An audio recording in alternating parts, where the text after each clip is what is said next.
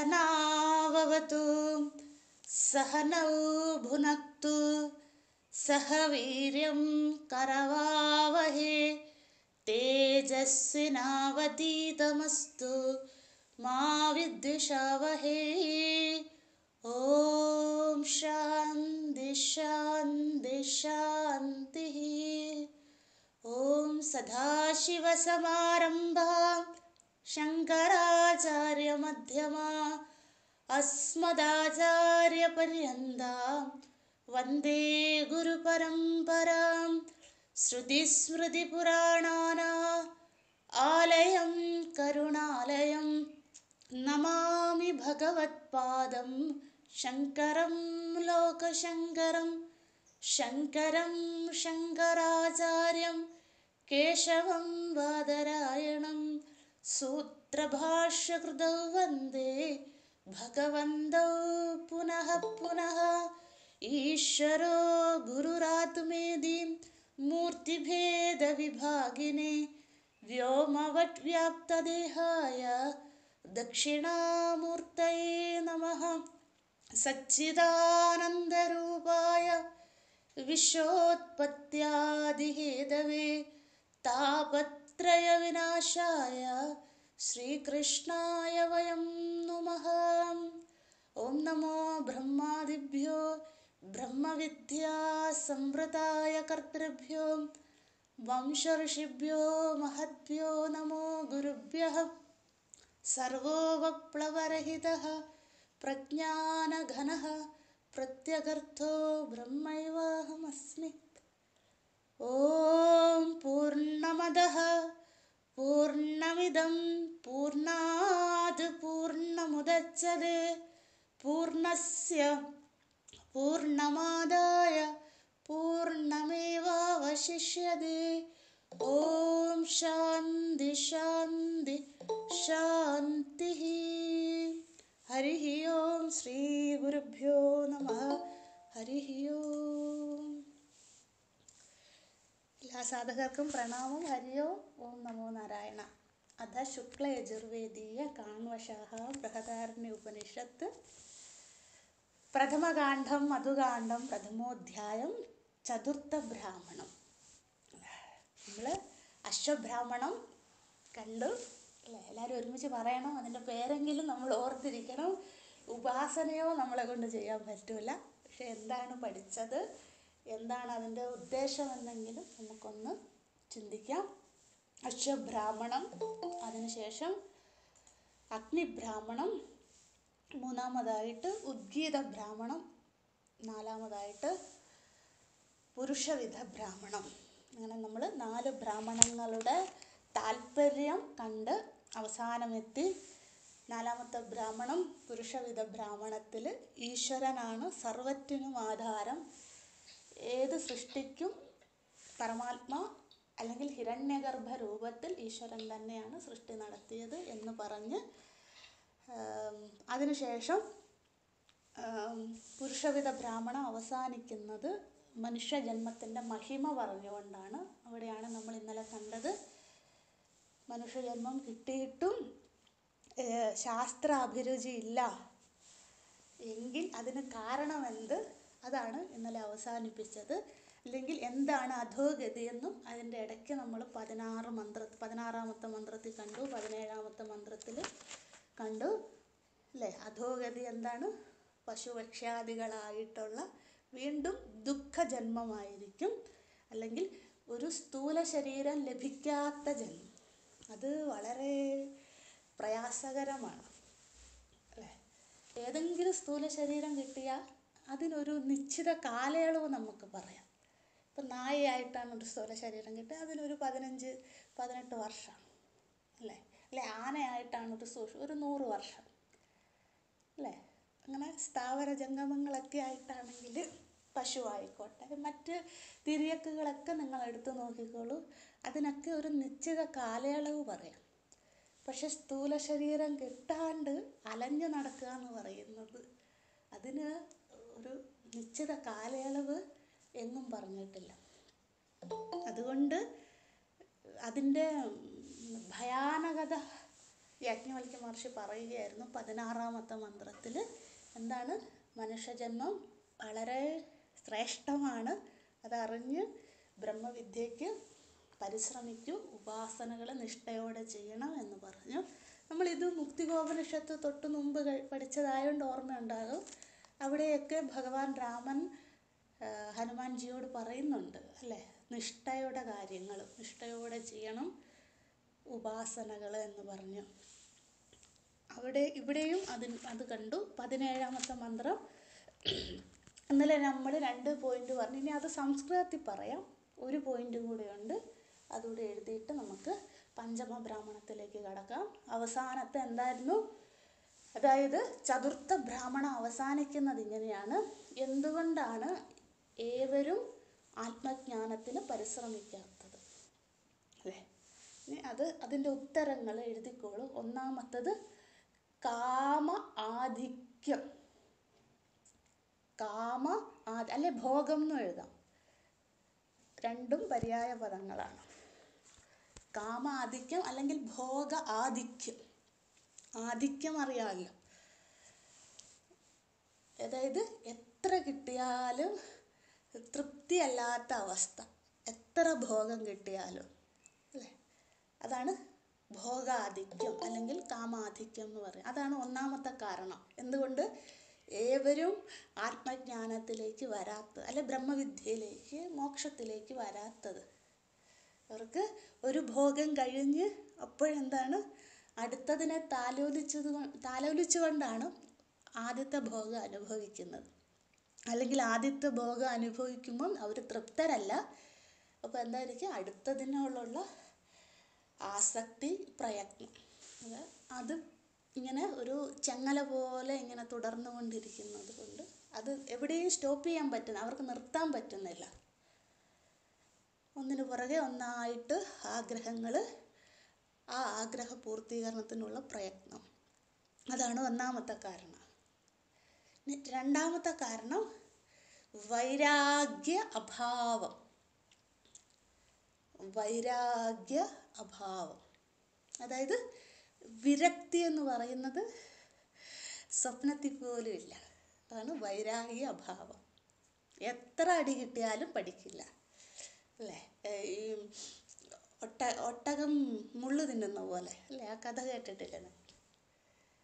അല്ലെങ്കിൽ നായ എല്ലും കഷ്ണം കടിക്കുന്ന പോലെ, അങ്ങനെ അത് ചോര ഒലിച്ച് വന്നാലും അതിൽ നിന്നൊന്നും വിരക്തി ഉണ്ടാവില്ല. അപ്പം ഞാൻ വിചാരിക്കുക, എന്താ, അടുത്ത ഒരു കാര്യം ചെയ്യുമ്പം അടുത്ത കർമ്മത്തിൽ എനിക്ക് സുഖം കിട്ടും, അതുകൊണ്ട് എന്താണ്, ഇത് സാരമില്ല, ദുഃഖമായാലും കുഴപ്പമില്ല, അടുത്തതിലേക്ക് പോകാം എന്നുള്ള, അതാണ് കാരണം. രണ്ടാമത്തെ കാരണം വൈരാഗ്യഭാവം. ഇനി മൂന്നാമത്തെ കാരണം എഴുതിക്കോളൂ: പൂർവവാസനാ പ്രഭാവം. പൂർവവാസനാ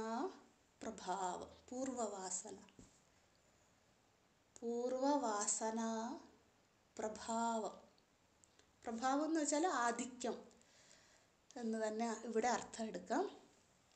അതായത് നമ്മൾ മുജ്ജന്മങ്ങളിൽ ആർജിച്ചുകൊണ്ട് വന്ന വാസന, അത് ഈ ജന്മത്തിൽ ഏതാണോ കൂടുതലായിട്ടുള്ളത് അതനുസരിച്ച് ഞാൻ എൻ്റെ ഈ ജന്മം ചിട്ടപ്പെടുത്തുകയുള്ളൂ, അല്ലെ അതനുസരിച്ച് ഈ ജന്മം ഞാൻ ജീവിക്കുകയുള്ളൂ.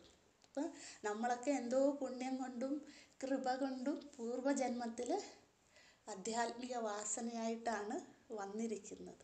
അതുകൊണ്ട് ഈ ജന്മം എന്താണ്, നമ്മളുടെ പ്രാരാബ്ധമനുസരിച്ച് നമുക്ക് ഇതിനോട് അഭിരുചി വരുന്നു. അപ്പം പൂർവ്വവാസന എന്നത് വളരെ പ്രാധാന്യമുള്ളതാണ്. ഏത് പൂർവ്വവാസനയാണ്? പൂർവ്വവാസന എന്ന് പറഞ്ഞാൽ അറിയാമല്ലോ, മുജ്ജന്മങ്ങളിൽ ഞാൻ ചെയ്തു വന്നിരിക്കുന്നതിൻ്റെ അല്ലേ വാസന അറിയാമല്ലോ. ആ ബേസിക്കിലേക്കൊന്നും ഇനിയും പോകുന്നില്ല, കാരണം ബൃഹദാരണ്യം എത്തി. ആർക്കും ബേസിക്കിൻ്റെ ആവശ്യമൊന്നുമില്ല. എന്താണ് വൈരാഗ്യമെന്നും എന്താണ് വാസന എന്നും ഒക്കെ അറിയാം. അപ്പോൾ പൂർവ്വജന്മത്തിൽ ഞാൻ കൊണ്ടുവന്നിരിക്കുന്ന വാസന ഏതാണോ ശക്തമായിട്ടുള്ളത് അതനുസരിച്ച് ഞാൻ ഈ ജന്മം തുടരുകയാണ്. അപ്പോൾ എനിക്ക് ഒരുപാട് രസനേന്ദ്രിയത്തിനായിരിക്കും എനിക്ക് ഈ ജന്മം കൂടുതൽ. എനിക്ക് എത്ര ആഹാരം കഴിച്ചാലും തൃപ്തിയാകാത്ത അവസ്ഥ. കൂടുതൽ വെറൈറ്റി വേണം, കൂടുതൽ എക്സ്പ്ലോർ ചെയ്യുക, കൂടുതൽ അതിലേക്കായിരിക്കും. രസനേന്ദ്രിയത്തിനെ തൃപ്തിപ്പെടുത്തലായിരിക്കും. ഇല്ല, അങ്ങനെയുള്ള കൂട്ടരുണ്ട്. ചിലവർക്ക് എത്ര ഷോപ്പിംഗ് ചെയ്താലും മതിയാവില്ല, അവർക്ക് അതായിരിക്കും വാസന അല്ലേ. ചിലവർക്ക് എത്ര യാത്ര ചെയ്യുക അതിനു വേണ്ടി. അല്ലെങ്കിൽ ചിലവർക്ക് എന്താ, എത്ര ധനം സമ്പാദിച്ചാലും, അത് നമുക്ക് ഒരുപാട് ചുറ്റുപാട് കാണുന്നതാണ് അല്ലേ. എത്ര ധനം സമ്പാദിച്ചാലും അത് തൃപ്തിയല്ലാത്ത അവസ്ഥ, കൂടുതൽ വേണം. അപ്പം എന്താണ് അവർക്ക് അതാണ് പൂർവ്വമായി അവർ ആർജിച്ചു കൊണ്ടുവന്നത്. ചിലവർക്ക് അധികാരമായിരിക്കും, നമ്മൾ കാണുന്നതാണത്. എത്ര വയസ്സായാലും അല്ലേ, എത്ര ആരോഗ്യം ക്ഷയിച്ചാലും എനിക്ക് അധികാരം ഉണ്ടായിരിക്കണം, അതാണ് അവരുടെ പ്രബലമായ വാസന. അപ്പം അതനുസരിച്ചായിരിക്കും എന്താണ് ഈ ജന്മം അവർ ജീവിച്ചു തീർക്കുക.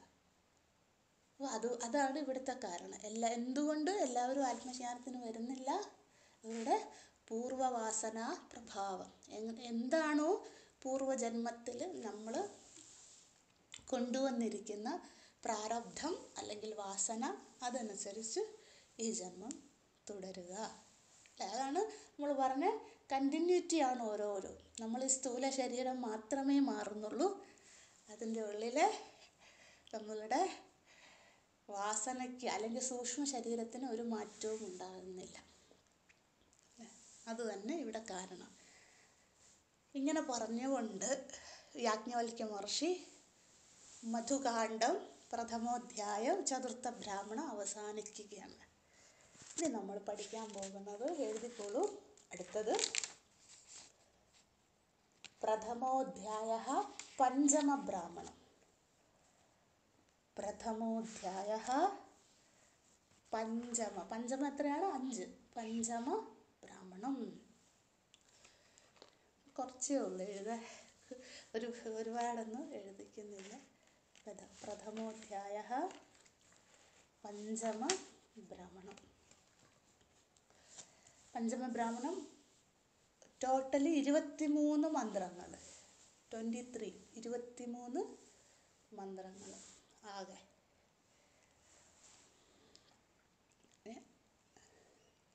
ഇനി അതിൻ്റെ പേരെഴുതിക്കോളൂ. 2 പേരുണ്ട്. ഒന്നാമത്തെ പേരാണ് കൂടുതലും പോപ്പുലർ ആയിട്ടുള്ളത്, പക്ഷെ ഒരു പേരും കൂടെ ഉണ്ട്, അത് ബ്രാക്കറ്റിൽ എഴുതിക്കോളൂ. ഒന്നാമത്തെ പേര്, ഈ ബ്രാഹ്മണത്തിൻ്റെ പേര് സപ്താന്ന ബ്രാഹ്മണം. സപ്ത അന്ന ബ്രാഹ്മണം. സപ്തം എന്ന് വെച്ചാൽ 7. അന്നം എല്ലാവർക്കും അറിയാം, നമ്മൾ ആഹരിക്കുന്നതൊക്കെ അന്നമാണ്. ബ്രാഹ്മണം എന്ന് വെച്ചാൽ എന്താ? സെക്ഷൻ. അപ്പം ഈ സെക്ഷൻ ഏതാണ്? സപ്താന്ന ബ്രാഹ്മണം. സപ്ത അന്ന ബ്രാഹ്മണം. ഇതിന് മറ്റൊരു പേരും കൂടി ഉണ്ട്, ബ്രാക്കറ്റിൽ എഴുതിക്കോളൂ. വൈരാഗ്യ ബ്രാഹ്മണം. വൈരാഗ്യ ബ്രാഹ്മണം. അപ്പോൾ എന്തുകൊണ്ടായിരിക്കും യാജ്ഞവൽക്യ മഹർഷി ഇതിന് വൈരാഗ്യ ബ്രാഹ്മണം എന്നും കൂടെ പേരിട്ട? തൊട്ട് മുമ്പ് പറഞ്ഞു, വൈരാഗ്യം ഇല്ലാത്തത് കൊണ്ടാണ് നമുക്ക് നിഷ്ഠയില്ലാത്തത്. അതുകൊണ്ട് നമ്മളെ വൈരാഗികളാക്കാൻ, വിരക്തന്മാർ ആക്കാൻ വേണ്ടി തൊട്ടടുത്ത ബ്രാഹ്മണം ആ പേര് തന്നെ നൽകി, വൈരാഗ്യ ബ്രാഹ്മണം. ഇനി ഈ 23 മന്ത്രങ്ങളുടെ ചുരുക്കമാണ് നമ്മൾ പഠിക്കുന്നത്. സപ്ത അന്നം എന്ന് പറഞ്ഞല്ലോ, അതായത് നമ്മൾ അന്നം എന്ന് കേട്ട സാധാരണ എന്താണ്, നമുക്ക് 2 തരത്തിലെടുക്കാം. പ്രാഥമികമായിട്ട് അന്നം എന്ന് പറഞ്ഞാൽ നമ്മൾ കഴിക്കുന്ന ആഹാരങ്ങൾ അല്ലേ, അതിനെ അന്നം എന്ന് പറയും. പിന്നെ നമ്മൾ കുറച്ചും കൂടെ സൂക്ഷ്മമായി പഠിച്ചിട്ടുണ്ട്, നമ്മൾ ഇന്ദ്രിയങ്ങളിൽ കൂടെ അകത്തേക്ക് എടുക്കുന്നതൊക്കെ ആഹാരമാണെന്ന്. ആഹ്രിയതേ ഇതി ആഹാരഃ, നമ്മൾ തൈത്തിരീയത്തിൽ പഠിച്ചിട്ടുണ്ട് അല്ലേ, ആഹാരത്തിൻ്റെ പരിഭാഷ അല്ലേ. എന്തൊക്കെയാണോ നമ്മൾ ആഹരിക്കുന്നത്, ഇന്ദ്രിയങ്ങളിലൂടെ അകത്തേക്ക് എടുക്കുന്നത്, കണ്ണിലൂടെ ചക്ഷുരിന്ദ്രിയത്തിലൂടെ ആഹരിക്കുന്നത് അല്ലേ, ശ്രവണേന്ദ്രിയത്തിലൂടെ ആഹരിക്കുന്നത്, ഇതൊക്കെ ആഹാരമാണ്. അത് സൂക്ഷ്മാർത്ഥം. സ്ഥൂലാർത്ഥം എന്താണ്? നമ്മൾ കഴിക്കുന്ന സാധാരണ കഴിക്കുന്ന ആഹാരം അല്ലെ, രസനേന്ദ്രിയം വഴി ഉള്ളിലേക്ക്. ഇത് രണ്ടുമാണ് നമുക്ക് അന്നം എന്നുള്ള രീതിയിൽ നമ്മൾ പഠിച്ചത് അല്ലേ. നമ്മൾ പഠിച്ചിട്ടുണ്ട് അന്നം. എവിടെയാണ് പഠിച്ചത് അല്ലേ? തൈത്തിരീയോപനിഷത്തിൽ തന്നെ അന്നം അന്നം ന നിന്ദ്യാത് തദ്വ്രതം, ആ ഭാഗം എത്തിയപ്പോഴും 1-ാം അധ്യായത്തിൽ തന്നെ പഠിച്ചതാണ്.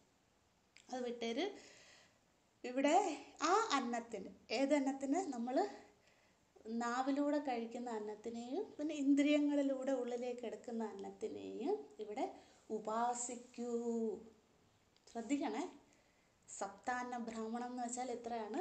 നമ്മൾ ആഹരിക്കുന്ന അന്നത്തിനെയും ഇന്ദ്രിയങ്ങളിലൂടെ ആഹരിക്കുന്ന അന്നത്തിനെയും, സ്ഥൂല ആഹാരവും സൂക്ഷ്മാഹാരവും, 2 ആഹാരമാണ് നമ്മൾ ദിവസവും കഴിക്കുന്നത്. ഒന്ന് സ്ഥൂലാഹാരം, അന്നപാനാദികൾ അല്ലേ, ഗോതമ്പായിക്കോട്ടെ അരി ആയിക്കോട്ടെ എന്തും ആയിക്കോട്ടെ, അതൊക്കെ അത് സ്ഥൂലാഹാരം. നമ്മൾ വാഗേന്ദ്രിയത്തിൽ കൂടെ ഉള്ളിലേക്ക് എടുക്കുന്നത്, നമ്മുടെ ശരീരപോഷണത്തിന് വേണ്ടിയുള്ള സ്ഥൂലാഹാരം. രണ്ടാമത് എന്താണ്? സൂക്ഷ്മാഹാരം. സൂക്ഷ്മാഹാരം ജ്ഞാനേന്ദ്രിയങ്ങളിലൂടെ അകത്തേക്ക് എടുക്കുന്നത്, കാണുന്നത്, കേൾക്കുന്നത്, മണക്കുന്നത്, രുചിക്കുന്നത്, ഇവയൊക്കെ അല്ലേ. ശബ്ദ സ്പർശ രൂപരസഗന്ധം എല്ലാ ആഹാരമാണ് അല്ലേ. അതുകൊണ്ടാണ് നല്ലതിനെ സ്പർശിക്കൂ, നല്ലതിനെ കാണൂ, നല്ലതിനെ കേൾക്കൂ എന്നൊക്കെ പറയുന്നത്. കാരണം ഇതൊക്കെ ഉള്ളിലേക്ക് പൊക്കോണ്ടിരിക്കുകയാണ്. ഇങ്ങനെ 2 തരം ആഹാരമാണ് നമ്മൾ പഠിച്ചത്. ഒന്നുകൂടെ പറയാം. ഒന്ന് സ്ഥൂലാഹാരം, 2 സൂക്ഷ്മാഹാരം, അല്ലെങ്കിൽ സ്ഥൂല അന്നം അല്ലെങ്കിൽ സൂക്ഷ്മ അന്നം. ഇത് രണ്ടിനെയും ഉപാസിക്കൂ. നമ്മൾ എപ്പോഴും ചെയ്തുകൊണ്ടിരിക്കുന്ന പ്രവൃത്തിയാണ് അല്ലേ. ഒന്നെങ്കിൽ സ്ഥൂല ആഹാരം ആഹരിക്കൽ, അല്ലെങ്കിൽ സ്ഥൂല അന്ന ആഹരിക്കൽ, അല്ലെങ്കിൽ സൂക്ഷ്മ അന്ന ആഹരണം. ഇത് ഏതെങ്കിലും ഒന്ന് എപ്പോഴും ചെയ്തുകൊണ്ടിരിക്കുകയാണ്. അതുകൊണ്ട് ഈ പ്രവൃത്തി ചെയ്യുമ്പോൾ ഉപാസനയോടുകൂടി ചെയ്യൂ അല്ലേ. മനസ്സിലാകുന്നുണ്ടെന്ന് വിചാരിക്കുന്നു. മധുകാണ്ഡം 1-ാം അധ്യായം മുഴുവൻ ഉപാസനയാണ്. അപ്പം ഇവിടെ 5-ാമത്തെ ബ്രാഹ്മണം എത്തിയപ്പോഴും യാജ്ഞവൽക്യ മഹർഷി നമുക്ക് നിത്യവൃത്തിയിൽ, നമ്മൾ ദിനചര്യയിൽ ഉപാസന ചേർക്കൂ എന്ന് പറയുകയാണ്. ഇവിടെ നമ്മൾ എന്ത് ദിനചര്യയാണ്? ആഹരിക്കൽ എന്ന ദിനചര്യ നമ്മളെന്നും ചെയ്യുന്ന കാര്യമാണ്. അതിൽ ഈശ്വരനെ കാണൂ, എങ്കിൽ അത് ഉപാസനയെ. ഇനി എങ്ങനെയാണ് ഈശ്വരനെ കാണുക? അത് 7 നമ്മൾ പ്രാണ ഉപാസന 6 പറഞ്ഞില്ലേ, അതുപോലെ തന്നെ ഇവിടെ 7 വിധത്തിൽ അന്നത്തിനെ വിഭജിച്ചിരിക്കുകയാണ്. 7 ഡിവിഷൻ അല്ലേ. അതാണ് സപ്താന്നം എന്ന് പറയുന്നത്. അന്നം എന്ന വാക്കിന് നമ്മൾ കഴിക്കുന്ന ആഹാരം മാത്രമല്ല കേട്ടോ. സ്ഥൂല അന്നം, ഇപ്പോൾ സപ്താന്ന ബ്രാഹ്മണം എന്ന് പറയുമ്പോൾ അന്നത്തിൻ്റെ അവിടെ എഴുതിക്കോണം. അന്നം പോയിന്റ് നമ്പർ 1 സ്ഥൂല അന്നം, 2 സൂക്ഷ്മ അന്നം അല്ലേ.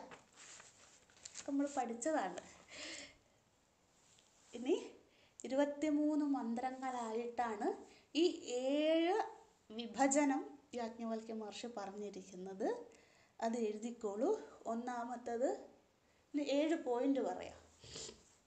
ഒന്നാമത്തെ പോയിന്റ് സാധാരണ അന്നം. സാധാരണ അന്നം, സാധാരണ നമ്മൾ സാധാരണക്കാരെന്നൊക്കെ പറയില്ലേ, ആ വാക്ക് തന്നെ സാധാരണ അന്നം. ഇവിടെ എന്തായിരിക്കും സാധാരണ അന്നം അല്ലേ. അന്നത്തിൻ്റെയൊക്കെ എട്ടിമോളജി നമ്മൾ പഠിച്ചല്ലേ.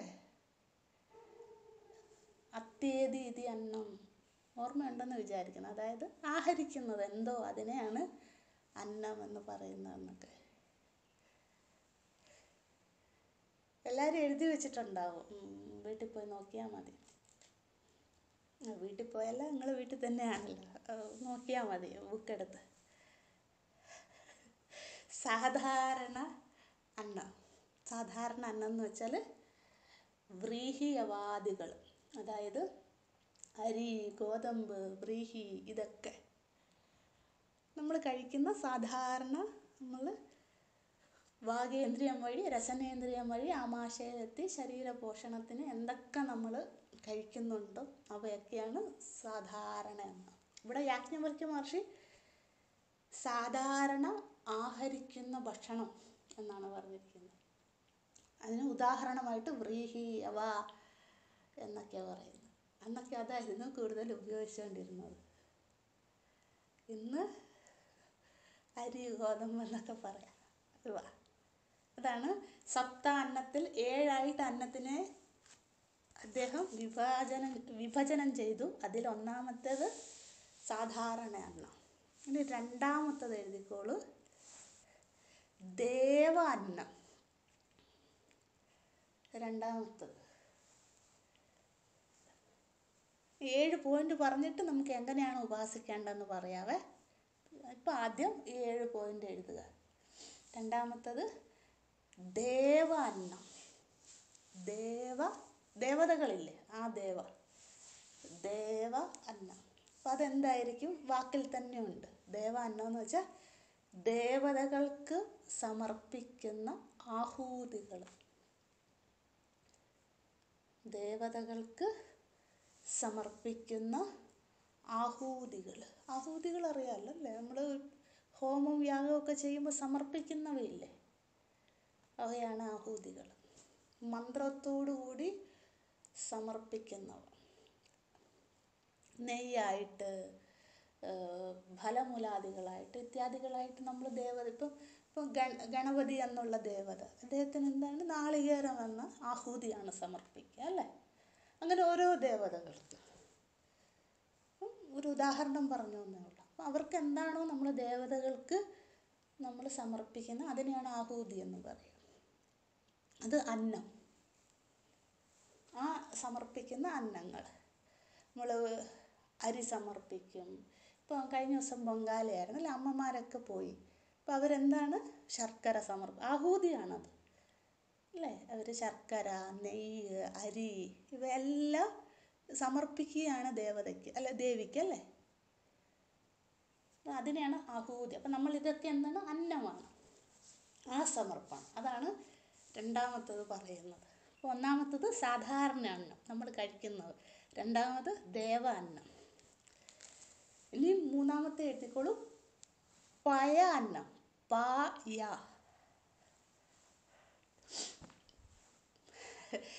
പയം എന്ന് വെച്ചാൽ പാല്. അങ്ങനെയാണ് പയസ്സെന്ന് പറയാറുണ്ട്. ഒരുമിച്ച് പറയുമ്പോൾ പയ അന്നം. ഇത് മൂന്നാമത്തെ അന്നമാണ്. അതായത് നമ്മൾ കുടിക്കുന്ന പാല് അല്ലെ ദേവതകൾക്ക് സമർപ്പിക്കാറുണ്ട് അല്ലേ? ഇപ്പം നാഗദേവത നമ്മളെല്ലാം ക്ഷേത്രങ്ങളിൽ പോകുമ്പോൾ 100 പാലോ കൊടുക്കാറല്ലേ? അങ്ങനെ മറ്റു പല ചടങ്ങുകൾക്കും ഉപയോഗിക്കുന്നു. അതാണ് മൂന്നാമത്തെ അന്നം. ഇപ്പോൾ ഒരു കുട്ടി തന്നെ ജനിച്ച് ഒന്ന് വരുന്നത് നോക്കൂ. നമ്മൾ തന്നെ ജനിക്കുമ്പോൾ എന്താണ്? ഈ പയ അന്നമാണ് നമ്മൾ ആദ്യം കഴിക്കുന്നത് അല്ലേ? മാതാവിൻ്റെ പാല്.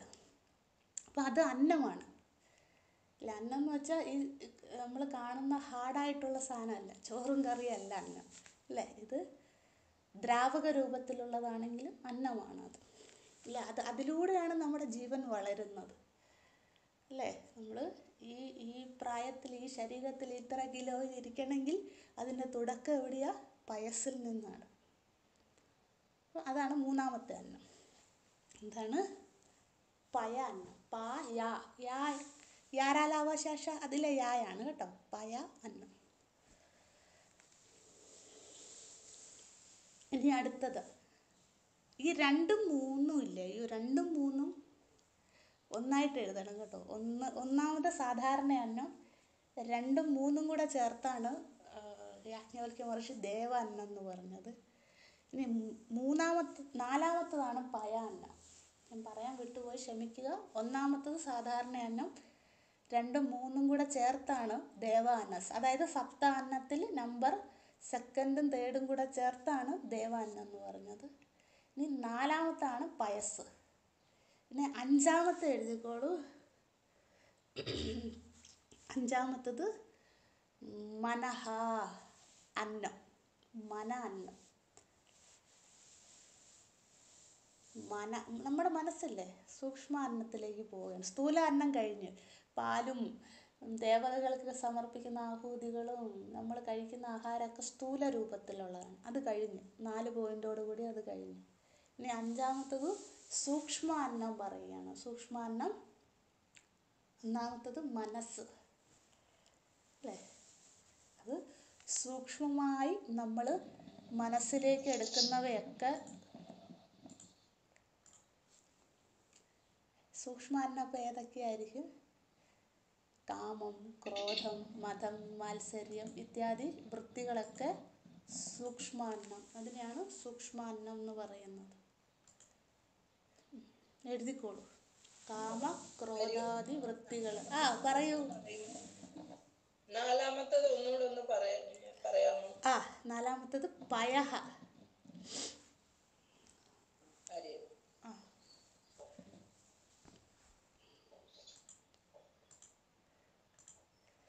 5ാമത്തത് മനഃ. ഇനി ഇത് പറയാം കേട്ടോ, ഇത് എങ്ങനെയാണ് ഉപാസനയെന്ന്. ഇത് ജസ്റ്റ് എഴുതുക. ഇനി 6ാമത്തത്. 4ാമത്തത് പയം, 5ാമത്തത് മനഃ അല്ലെങ്കിൽ മന അന്നം. ഇനി 6ാമത്തത് വാഗന്നം. വാഗന്നം, വാഗേന്ദ്രിയം. അതായത് നമ്മൾ സംസാരിക്കുന്നത്. നമ്മൾ സാധാരണ വാഗേന്ദ്രിയത്തിലൂടെ ആഹാരിക്കുകയല്ല, ആഹാരം കഴിക്കും. ഇതല്ല. നമ്മൾ സംസാരിക്കുന്നതൊക്കെ എന്തൊക്കെയാണോ നമ്മൾ നല്ലതും ചീത്തയുമായിട്ടുള്ള എന്തൊക്കെ സംസാരിക്കുന്നു അതൊക്കെ വാഗേന്ദ്രിയത്തിലൂടെ ഉള്ളിലേക്ക് പോവുകയാണ്, മനസ്സിലേക്ക് പോവുകയാണ്. അപ്പോൾ അത് സൂക്ഷ്മ അന്നമാണ്. അതുകൊണ്ടാണ് നല്ലതേ സംസാരിക്കാവൂ എന്ന് പറയും, നെഗറ്റീവേ പറയരുത്. കാരണം ഇതൊക്കെ എന്താണ്, നമ്മൾ എന്ത് സംസാരിക്കുന്നു ഇതിൻ്റെയൊക്കെ പ്രതിഫലനം മനസ്സിലുണ്ടാകും. മനസ്സ് അതിനനുസരിച്ച് ശരീരം പ്രവർത്തിക്കും. എനിക്ക് സുഖമില്ല, എനിക്ക് വയ്യ. എങ്ങനെയൊന്ന് സംസാരിച്ച് നോക്കൂ. ഒരു 2 ദിവസം, 3ാമത്തെ ദിവസം വയ്യായ്മയായിരിക്കും അല്ലേ. നല്ലത് സംസാരിച്ച് നോക്കൂ. അതിൻ്റെ പ്രതിഫലനം മനസ്സിനും ഉണ്ടാകും, ശരീരത്തിനും ഉണ്ടാകും അല്ലേ. ഇതൊക്കെ നമുക്ക് ശ്രദ്ധിച്ചാൽ മനസ്സിലാകുന്ന കാര്യമാണ്. അപ്പോൾ അതാണ് യാജ്ഞവൽക്യ മഹർഷി 6ാമത്തെ ഉപാസനയായിട്ട് പറയുന്നത്. അല്ലെ സപ്താന്നത്തിൽ ഷഷ്ട അന്നമായിട്ട് 6ാമത്തെ അന്നമായിട്ട് പറയുന്നത് വാഗ് അന്നം. 2ാമത്തേതൊന്ന് പറയുമോ? 2ഉം 3ഉം കൂടെ ഒരുമിച്ചാണ് സുമംഗലാജി. ദേവാന്നം. അത് ഞാൻ എഴുതി. ഞാൻ എണീറ്റ് പോകേണ്ടി പാലുകൊണ്ട്. നാരായണ. നിങ്ങൾ എന്തേലും ഉണ്ടോ ഇത് കഴിഞ്ഞ് ചോദിക്കോ. കാരണം ഇതിന് യൂട്യൂബിലിടുമ്പോൾ റെക്കോർഡ് ചെയ്യുന്നതുകൊണ്ട്. അല്ലാണ്ട് എനിക്ക് പറയാൻ ഒരു ബുദ്ധിമുട്ടുമില്ല.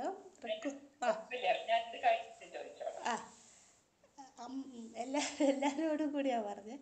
അടുത്ത 7ാമത്തെ എഴുതിക്കോളൂ. പ്രാണ അന്നം.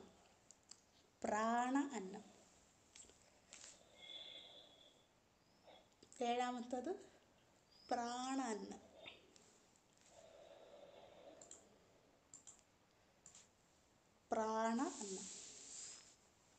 പ്രാണ അന്നം എന്തായിരിക്കും? നമ്മൾ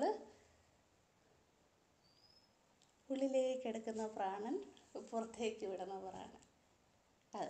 പ്രാണൻ എന്ന് വെച്ചാൽ 5 പ്രാണന്മാർ. പ്രാണൻ, അപാനൻ, ഉദാനൻ, സമാനൻ, വ്യാനൻ. ഈ 5 പ്രാണൻ.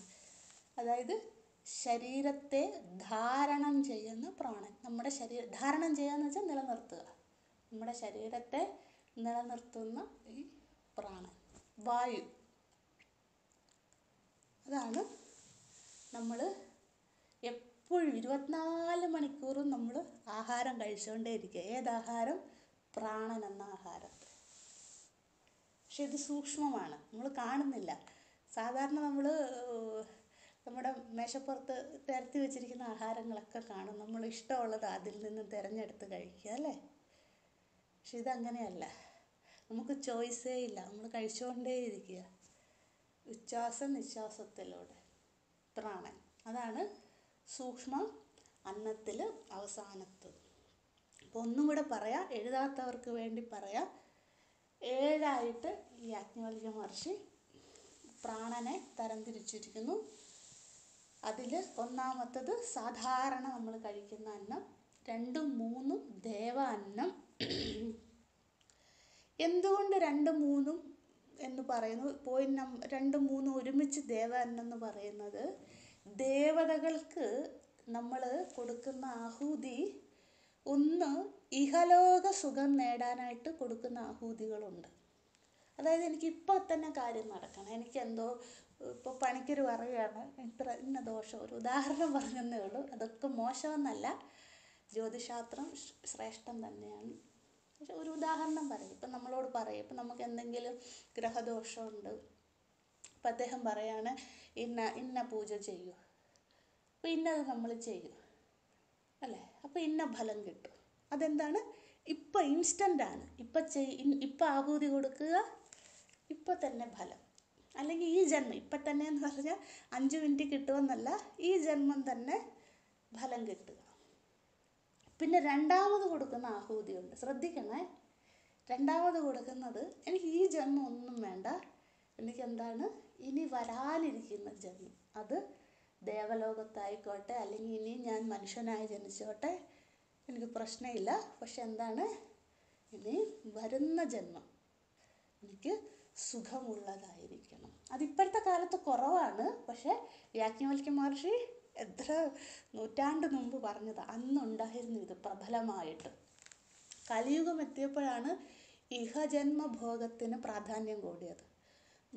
മുൻ യുഗങ്ങളിൽ പരജന്മഭോഗത്തിനായിരുന്നു പ്രാധാന്യം.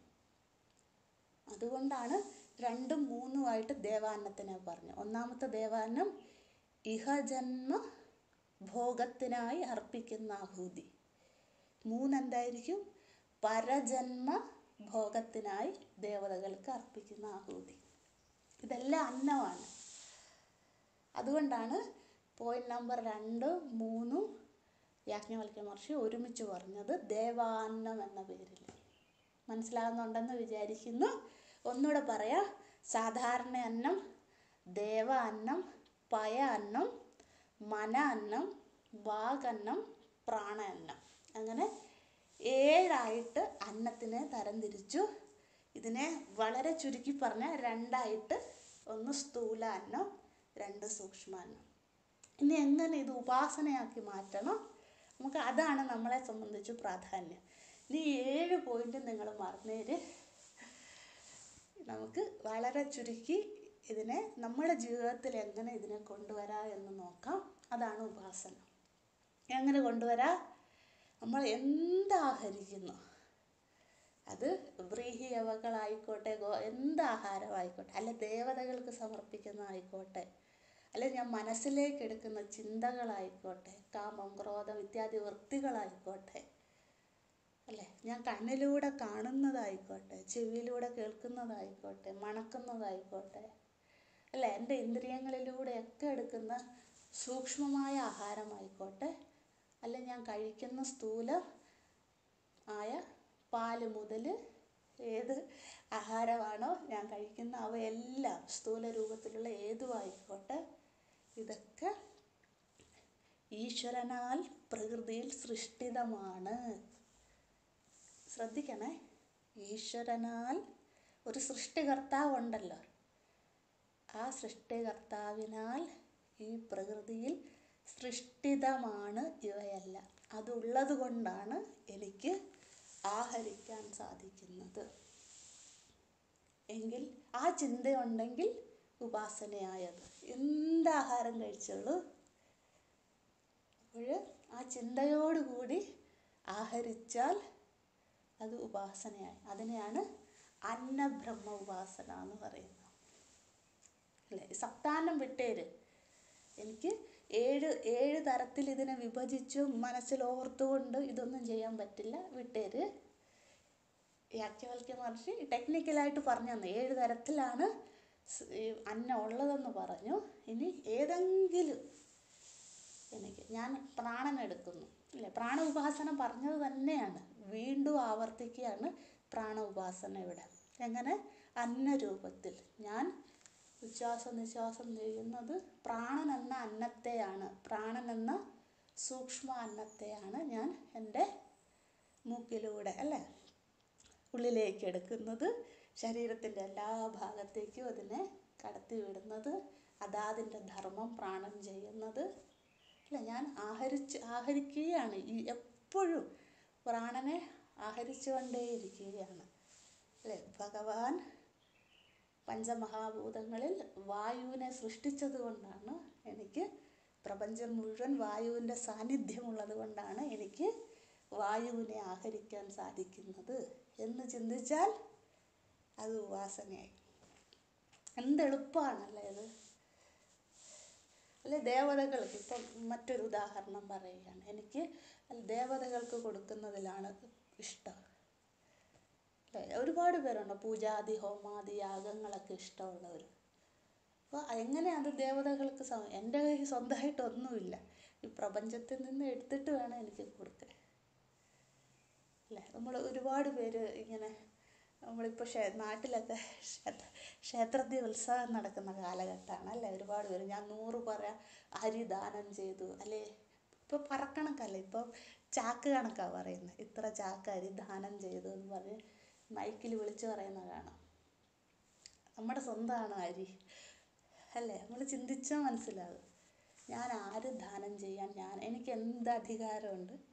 ഭഗവാൻ അന്നരൂപത്തിൽ ഉള്ളത് കൊണ്ടാണ്, അല്ലെങ്കിൽ ഭൂമി ഉള്ളത് കൊണ്ടാണ് അല്ലേ. ഭഗവാൻ മഴ രൂപത്തിൽ ഭൂമിയിൽ വർഷിച്ചത് കൊണ്ടാണ് അന്നം ഉണ്ടായത് ഇത്യാദി കാര്യങ്ങൾ. അങ്ങനെ ഒരു കൃതജ്ഞതാഭാവമുണ്ടെങ്കിൽ ഉപാസനയായി അല്ലേ. ഇത് തന്നെയാണ് ഭഗവത്ഗീത 15 അധ്യായം പറയുന്നത്. അല്ലെങ്കിൽ 4 അധ്യായത്തിലെ വളരെ പ്രസിദ്ധമായ ശ്ലോകവും ബ്രഹ്മാർപ്പണം പറയുന്നത്. ആഹാരം കഴിക്കുമ്പോൾ ബ്രഹ്മാർപ്പണം ചൊല്ലാൻ പറയുന്ന കാര്യം എന്താണ്? ഞാൻ കഴിക്കുന്ന ഈ അന്നം ബ്രഹ്മനിൽ നിന്നുണ്ടായി, ബ്രഹ്മനാൽ പരമാത്മാവിനാൽ പോഷിച്ചു അല്ലെങ്കിൽ ഭഗവാൻ പഞ്ചമഹാഭൂതത്തിലുള്ളത് കൊണ്ട് എനിക്ക് അന്നം കിട്ടി അല്ലേ. ഞാനതിനെ ആഹരിക്കുന്നു. എങ്ങനെ? ഈ ശരീരം നിലനിർത്താനായിട്ട്. ഭഗവാൻ തന്നെ എൻ്റെ ശരീരത്തിൽ പ്രാണനായുള്ളത് കൊണ്ട് അതിനെ ദഹിപ്പിക്കുന്നു അല്ലേ. വേണ്ടാത്തതിനെ പുറന്തള്ളുന്നു, വേണ്ടതിനെ രക്തരൂപത്തിൽ മജ്ജരൂപത്തിൽ മാംസരൂപത്തിൽ ശരീരത്തിന് നൽകുന്നു. ഇതൊക്കെ നമ്മളാണ് ചെയ്യുന്നത്. ആ ഭാവം തന്നെ അതാണ് ഇവിടെയും പറയുന്നത്. ഗീതയുമായി ഇത് താരതമ്യം ചെയ്യാവുന്നതാണ്. എങ്കിൽ ഈ ഭാവമുണ്ടെങ്കിൽ അത് ഉപാസനയായി. ഏത് ഭാവം? ഇത്രയേ ഉള്ളൂ. ഒന്നുകൂടെ ചുരുക്കി പറയാം. സപ്താന്നം ബ്രാഹ്മണത്തിൽ യാജ്ഞവൽക്യ മഹർഷി പറയുന്നത് 2 തരം അന്നത്തെക്കുറിച്ച്. ഒന്ന് സ്ഥൂല അന്നം, 2 സൂക്ഷ്മാന്നം. നമ്മൾ സ്ഥൂല രൂപത്തിൽ അന്നം കഴിക്കുകയാണെങ്കിലും സൂക്ഷ്മ രൂപത്തിൽ അന്നം ആഹരിക്കുകയാണെങ്കിലും ഇത് ഉപാസനയായി മാറ്റണം. എങ്ങനെ? ഞാൻ കഴിക്കുന്നതൊക്കെ ഈശ്വര സൃഷ്ടി രൂപത്തിലുള്ളത് കൊണ്ടാണ്, അല്ലെങ്കിൽ സൃഷ്ടികർത്താവിൻ്റെ സൃഷ്ടിയുടെ വൈഭവമാണ് ഞാനും ആഹരിക്കുന്നത്. ആ സൃഷ്ടികർത്താവിന് നന്ദി. ആ കൃതാർത്ഥതയുണ്ടെങ്കിൽ അത് ഉപാസനയായി. നമുക്ക് എപ്പോഴും ചെയ്യാവുന്നതാണിത്. അല്ലെങ്കിൽ 3 നേരമെങ്കിലും ചെയ്യാം, അത് പോട്ടെ, 2 നേരമെങ്കിലും ചെയ്യാം. എപ്പോഴൊക്കെ ആഹാരം കഴിക്കുന്നോ അപ്പോഴൊക്കെ അല്ലേ. എനിക്ക് ഈ സാധാരണ അന്നം കഴിക്കാൻ പറ്റുന്നുണ്ടല്ലോ. എത്ര പേരുണ്ട് ഭക്ഷണം കഴിക്കാൻ സാധിക്കാത്തവരല്ലേ. ഒന്ന് അവരുടെ പ്രാരബ്ധം കൊണ്ട് അവർക്ക് ആഹാരം കിട്ടാത്ത, അല്ലാണ്ട് അവർക്ക് ശരീരത്തിൻ്റെ വ്യാധി കൊണ്ട് ആഹാരം ഉള്ളിലേക്ക് എടുക്കാൻ പറ്റാതെ ട്യൂബിലൂടെയൊക്കെ കഴിക്കുന്നത് നമ്മൾ കണ്ടിട്ടില്ലേ. അപ്പോൾ നമുക്കതൊന്നും കുഴപ്പമില്ല. ഭഗവാൻ വേണ്ടതിലധികം ആഹാരം തരുന്നു. നമുക്ക് വെറൈറ്റിയാണ്. അതാണ് ഈ ദക്ഷിണ ഭാരതവും ഉത്തര ഭാരതവും തമ്മിലുള്ള വ്യത്യാസം. നമ്മൾ നാട്ടിൽ വന്നാൽ തടി കൂടും. കാരണം എന്താ? വെറൈറ്റി. ഇഡലിയായിട്ടും ദോശയായിട്ടും അങ്ങനെ നമ്മുടെ ഇഷ്ടത്തിന് നമ്മൾ നന്ദി പറയാറുണ്ടോ? അതാണ്. ആ ഭാവം ഉണ്ടായാൽ നമ്മൾ എപ്പോഴൊക്കെ ആഹാരം കഴിക്കുന്നു അപ്പോഴൊക്കെ കൃതാർത്ഥതയോടുകൂടി കഴിക്കുകയാണെങ്കിൽ അത് ഉപാസനയായി. അല്ല, അല്ലാണ്ട് ഉപാസനയ്ക്ക് വേണ്ടി സമയം മാറ്റി വെക്കണ്ട. അതാണ് യാജ്ഞവൽക്യ മഹർഷിയുടെ ഉദ്ദേശം. അങ്ങനെ പറഞ്ഞുകൊണ്ട് ഇവിടെ 23 മന്ത്രത്തിൻ്റെ താല്പര്യം യാജ്ഞവൽക്യം. ഇനി സപ്താന്ന ബ്രാഹ്മണം എന്ന് പേരിട്ടല്ലോ. ഇനി എന്തുകൊണ്ടായിരിക്കും അപ്പോൾ വൈരാഗ്യ ബ്രാഹ്മണം എന്നും കൂടെ പറഞ്ഞത്? അപ്പം എന്തുകൊണ്ടായിരിക്കാം? ഇതിൽ നിന്നും വിരക്തി ഉണ്ടാകണം. അതായത് എങ്ങനെ ഇതൊന്നും എൻ്റെ സ്വന്തമല്ല, ഞാൻ സ്ഥൂലമായി കഴിക്കുന്നതായിക്കോട്ടെ അല്ലെങ്കിൽ പ്രാണനായിക്കോട്ടെ, വാക്കിലൂടെ ഞാൻ ഉള്ളിലേക്ക് എടുക്കുന്ന, ഞാൻ സംസാരിക്കുന്ന വാക്കുകളായിക്കോട്ടെ, ഏതും ആയിക്കോട്ടെ, ഈ സപ്താന്നത്തിൽ 7 എണ്ണത്തിൽ ഏതും ആയിക്കോട്ടെ, അല്ലെ ദേവതകൾക്ക് സമർപ്പിക്കുന്ന ആയിക്കോട്ടെ, എന്തും ആയിക്കോട്ടെ, ഇതൊന്നും ഭഗവാൻ ഈ പ്രപഞ്ചത്തിനെ സൃഷ്ടിച്ചത് കൊണ്ടാണ് ഇവയൊക്കെ എനിക്ക് അനുഭവിക്കാൻ സാധിക്കുന്നത്. എൻ്റെ സ്വന്തമായി ഒന്നുമില്ല എന്ന് മനസ്സിലാക്കിയാൽ അവിടെ വിരക്തി വന്നു, അല്ലേ? അതായത് വിരക്തി വരികയെന്ന് വെച്ചാൽ ഈഗോ പോവുക. ഞാൻ വിചാരിക്കും, അയ്യോ ഞാൻ നല്ല കുടുംബത്തിൽ പറഞ്ഞുകൊണ്ടാണ് അയ്യോ എനിക്ക് നല്ല ആഹാരം കഴിക്കാൻ പറ്റുന്നത്, അല്ലെങ്കിൽ ഞാൻ നന്നായി സമ്പാദിച്ചത് കൊണ്ടാണ്, ഞാൻ നല്ല വയസ്സിലൊക്കെ നന്നായി സമ്പാദിച്ചു അതുകൊണ്ടാണ് എനിക്ക്, അല്ലേ? ഇതൊന്നുമല്ല. ഭഗവാൻ പഞ്ചമഹാഭൂതങ്ങളെ സൃഷ്ടിച്ചത് കൊണ്ടാണ് അന്നമുണ്ടായത്, അല്ലേ? അത് എനിക്ക് കഴിക്കാൻ സാധിക്കുന്നത്, എൻ്റെ സ്വന്തമായി ഒന്നുമില്ല. ആ ഭാവം ഉണ്ടായാൽ ഈ ബ്രാഹ്മണം വൈരാഗ്യ ബ്രാഹ്മണമായി. അതുകൊണ്ടാണ് ഈ ബ്രാഹ്മണത്തിന് വൈരാഗ്യ ബ്രാഹ്മണം എന്നുകൂടി യാജ്ഞവൽക്യ മഹർഷി പേരിട്ടത്. മനസ്സിലാകുന്നുണ്ടെന്ന് വിചാരിക്കുന്നു. ഇനി നമ്മൾ അടുത്തതിലേക്ക് പോവാണ്. അതുകൂടെ എഴുതിക്കോളൂ. അതോടുകൂടി നമ്മൾ തീരുകയാണ്. എളുപ്പമാണ് അടുത്തത്. അധ പ്രഥമോധ്യായഃ ഷഷ്ടബ്രാഹ്മണം. അധ പ്രഥമോധ്യായഃ ഷഷ്ടം എന്ന് വെച്ചാൽ എത്രയാണ്? 6. 6ാമത്തെ ബ്രാഹ്മണം. അതോടുകൂടി ഈ അധ്യായമേ തീരുകയാണ്. അതിന് ഉക്തബ്രാഹ്മണം എന്ന പേര്. ഉക്തം. കാ എഴുതി മേളിൽ ചന്ദ്രക്കല ഇട്ടിട്ട് തം, അതാണ് ഉക്തം. ഉറിയുടെ ഊഞ്ഞാൽ എന്നൊക്കെ എഴുതില്ല, അത് ഉക്തബ്രാഹ്മണം. ഉക്തബ്രാഹ്മണം. ഇതിൽ ആകെ 3 മന്ത്രങ്ങളേ ഉള്ളൂ. 3 മന്ത്രങ്ങൾ. Total 3 mantras. 3 മന്ത്രങ്ങൾ. 3 മന്ത്രങ്ങളും ഒറ്റ കാര്യം പറയുന്നുള്ളൂ. 3 മന്ത്രങ്ങളും ജഗത് മിഥ്യാത്വ വർണ്ണന.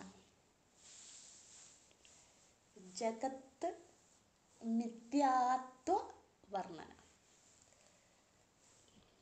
3 മന്ത്രങ്ങളിൽ യാജ്ഞവൽക്യ മഹർഷി ഒറ്റ കാര്യം പറയുന്നുള്ളൂ. ജഗത്ത് മിഥ്യാത്വ വർണ്ണന. ഈ ജഗത്ത് മിഥ്യയാണ്, മിഥ്യയാണ്, മിഥ്യയാണ്. ഇതിനോട് കൂടുതൽ അറ്റാച്ച്മെൻ്റ് ഒന്നും വേണ്ട. ഇത് ഒരു നിമിഷം കൊണ്ട് ഇല്ലാണ്ടാക്കാൻ എനിക്ക് സാധിക്കും. അതുകൊണ്ട് കൂടുതൽ അതിനോട് താതാത്മ്യം വേണ്ട. എന്നോടടുക്കൂ എന്ന്, അതായത് ഈശ്വരനോട്. എന്നോടെന്ന് വെച്ചാൽ ജഗത് സൃഷ്ടികർത്താവിനോട് കൂടുതൽ താതാത്മ്യം വെക്കൂ. അതാണ് യാജ്ഞവൽക്യ മഹർഷി ഈ മന്ത്രത്തിൽ പറയുന്നത്. ജഗത് മിഥ്യാത്വ വർണ്ണന, അല്ലേ? നമ്മൾ പഠിച്ചതാണ് ബ്രഹ്മസത്യം ജഗത് മിഥ്യ ജീവോ ബ്രഹ്മൈവ നാപര എന്നുള്ള മന്ത്രത്തിൽ, അല്ലേ? ഭഗവാൻ മാത്രമേ സത്യമായിട്ടുള്ളൂ, ബാക്കി സർവ്വതും മിഥ്യയാണ്, അല്ലേ? അത് നമുക്ക് നാളെ വിസ്തരിച്ച് പറയാം. ഇനി അതോടുകൂടി നമ്മൾ അവസാനിപ്പിക്കുകയാണ് ഷഷ്ടബ്രാഹ്മണം. ഇനി അതിന് ശേഷം നമ്മൾ പഠിക്കാൻ പോകുന്നത്, നാളെ മുതൽ എല്ലാവരുടെ കയ്യിലും മന്ത്രങ്ങളുണ്ടായിരിക്കണം. നമ്മൾ നാളെ ഈ ദ്വിതീയ അധ്യായം തുടങ്ങുകയാണ്. നമ്മൾ വേർഡ് ബൈ വേർഡ് മീനിങ് ഓരോ മന്ത്രവും പറഞ്ഞു പോവുകയാണ്. അതിൽ നമ്മൾ ഇതുവരെ പഠിച്ച 6 ബ്രാഹ്മണങ്ങളുടെയും സാരം നമ്മൾ സാധാരണ നോക്കുന്ന പോലെ തന്നെ നോക്കിയിട്ട് അതിൻ്റെ സാരാംശം എന്താണ്? നിഷ്ഠാ ഉപാസന, നിഷ്ഠയോടുകൂടിയുള്ള ഉപാസന വേണം, അത് നിഷ്കാമമായി ചെയ്യണം എന്നതാണ് 1-ാം അധ്യായത്തിൻ്റെ സാരം അല്ലേ. ഏത് ഉപാസനയും തിരഞ്ഞെടുക്കാമെന്ന് ഇവിടെ പറയുന്നുണ്ട്. പക്ഷേ ഒരു കണ്ടീഷനേ ഉള്ളൂ അല്ലേ, പ്രതിഫലേച്ഛ കൂടാതെ ഉപാസിക്കുക, എങ്കിൽ അത് നിഷ്ഠയോടുകൂടി ഉള്ള നിഷ്കാമ ഉപാസനയാകും എന്ന് പറഞ്ഞുകൊണ്ട് ഉപാസന പ്രകരണം നമ്മൾ അവസാനിപ്പിക്കുകയാണ്. അതിനുശേഷം നമ്മൾ ദ്വിതീയോധ്യായം ആരംഭിക്കും. ഇപ്പോൾ ആദ്യം നാളെ തുടങ്ങുന്നത് എങ്ങനെയാണെന്ന് വെച്ചാൽ ഈ 6 ബ്രാഹ്മണങ്ങളുടെയും പേര് പറയും. 6 ബ്രാഹ്മണമായിട്ടാണ്, 6 സെക്ഷനായിട്ടാണ് ദ്വിതീയോധ്യായം. അവിടെ നമ്മൾ കഥകളാണ് ഇനി തുടങ്ങുകയാണ്. ഇനിയാണ് നമ്മൾ ബൃഹദാരണ്യം പഠിച്ചോന്ന് ചോദിച്ചാൽ അതിലേക്ക് ഇനി നമ്മൾ പ്രവേശിക്കാൻ പോകുന്നത് ഇനിയാണ്. ഒന്നാമത്തത് അജാതശത്രു ബ്രാഹ്മൺ. ജസ്റ്റ് പറയാം, നിങ്ങളിപ്പോൾ ഒന്നും എഴുതണ്ട, വെറുതെ കേട്ടാൽ മതി. നാളെ നമുക്ക് ഓരോന്നായിട്ട് ഞാൻ പറയാം, അപ്പോൾ എഴുതിയാൽ മതി. അജാതശത്രു എന്ന കഥ തുടങ്ങുകയാണ്. നമ്മുടെ ശ്വേതകേതുവിനൊക്കെ പോലെ ഒരാളാണ് ആ ബ്രാഹ്മണൻ. പിന്നെ രണ്ടാമത്തത് ശിശുബ്രാഹ്മണം. ശിശു വരികയാണ് അവിടെ, ശിശുബ്രാഹ്മണം. തൃതീയ ബ്രാഹ്മണം മൂർത്താമൂർത്ത ബ്രാഹ്മണം. എന്തെന്ന് അവിടെ എത്തുമ്പം പഠിക്കാം, മൂർത്താമൂർത്തം. അടുത്ത ചതുർത്ഥ ബ്രാഹ്മണം മൈത്രേയി ബ്രാഹ്മണം. അവിടെയാണ് യാജ്ഞവൽക്യ മഹർഷിയുടെ പത്നിയായ മൈത്രേയി വരുന്നത്. അവർ തമ്മിലുള്ള സംവാദം, മൈത്രേയി ശിഷ്യയായി മാറുന്നത്, യാജ്ഞവൽക്യ മഹർഷി ഗുരുവായി മൈത്രേയിക്ക് ഉപദേശിക്കുന്നത്. അതാണ് ചതുർത്ഥ ബ്രാഹ്മണം. ഇനി അടുത്തത് പഞ്ചമബ്രാഹ്മണം. പഞ്ചമബ്രാഹ്മണം മധുബ്രാഹ്മണം അല്ലേ. നമ്മൾ മധുകാണ്ഡം എന്ന് പേരിട്ടല്ലോ, അപ്പോൾ എന്തുകൊണ്ടാണ് മധു എന്ന് പേരിട്ടത് അതിവിടെ പഠിക്കും. മധുബ്രാഹ്മണം. അടുത്തത് ഷഷ്ടബ്രാഹ്മണം, 6-ാമത്തെ ബ്രാഹ്മണം വംശബ്രാഹ്മണം. അതായത് നമ്മുടെ വംശപരമ്പരയെ മുഴുവൻ യാജ്ഞവൽക്യ മഹർഷി പറയുകയാണ്. അതായത് ഭഗവത്ഗീത 4-ാം അധ്യായത്തിൽ തുടങ്ങില്ലേ, ഞാൻ ഇന്നയാൾക്ക് കൊടുത്തു എന്നും പറഞ്ഞ് ഭഗവാൻ പറയുന്നില്ലേ വംശത്തിൻ്റെ പ്രാധാന്യം. അത് തന്നെ ഇവിടെ ഓരോരുത്തരുടെ പേരെടുത്തെടുത്ത് യാജ്ഞവൽക്യ മഹർഷി പറയും. അവരെയൊക്കെ സ്മരിക്കണം, അവരുടെയൊക്കെ അനുഗ്രഹം തേടണം എന്ന് പറയുന്നു. അങ്ങനെ 6ആയിട്ട് ഗുരുശിഷ്യ പരമ്പര പറയുകയാണ്. അങ്ങനെയാണ് നമ്മൾ ഇനി ദ്വിതീയോധ്യായത്തിലേക്ക് പ്രവേശിക്കാൻ പോകുന്നത്. അപ്പം നാളെ മുതൽ എല്ലാവരുടെ കയ്യിലും പുസ്തകം ഉണ്ടാകണം. കാരണം നമ്മൾ ഓരോ മന്ത്രങ്ങളായിട്ട് പഠിക്കാൻ പോകുന്നത് കൊണ്ട്. പിന്നെ നല്ല പോലെ പ്രാർത്ഥനയും ഉണ്ടാകണം. എനിക്ക് ദ്വിതീയോധ്യായം മുതൽ ബ്രഹ്മവിദ്യ തുടങ്ങുകയാണല്ലോ. അപ്പം യാജ്ഞവൽക്യ മഹർഷി 1-ാമത്തെ അധ്യായത്തിൽ പറഞ്ഞ ഉപാസനയൊക്കെ ചെയ്ത ശിഷ്യന്മാരാണ് 2-ാം അധ്യായം കേൾക്കാൻ ഗുരുകുലത്തിൽ അവിടെ ഇരിക്കുന്നത് അല്ലേ. മനസ്സിലാവുന്നുണ്ടെന്ന് വിചാരിക്കുന്നു. ഒന്നുകൂടെ പറയാം, യാജ്ഞവൽക്യ മഹർഷി 1-ാം അധ്യായത്തിൽ പറഞ്ഞ മുഴുവൻ ഉപാസനകളും നിഷ്ഠയോടുകൂടി ചെയ്തവരാണ് 2-ാം അധ്യായം കേൾക്കാൻ, അല്ലെ ബ്രഹ്മവിദ്യ കേൾക്കാൻ, അദ്ദേഹത്തിന് തന്നെ കഥ കേൾക്കാൻ അവിടെ ഗുരുകുലത്തിലിരിക്കുന്നവർ.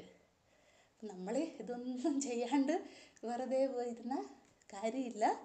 അതുകൊണ്ട് ദയവായി എല്ലാവരുടെയും പ്രാർത്ഥനയും സങ്കല്പവും ഉണ്ടാകണം.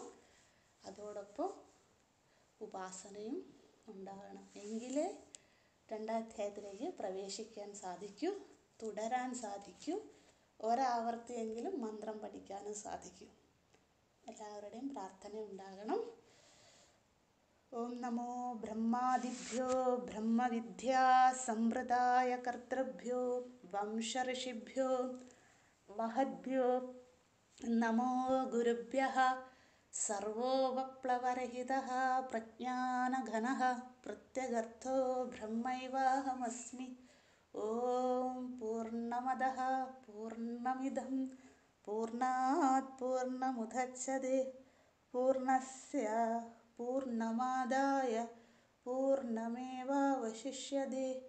ഓം ശാന്തി ശാന്തി ശാന്തി. ഹരി ഓം. ശ്രീ ഗുരുഭ്യോ നമഃ. ഹരി ഓം.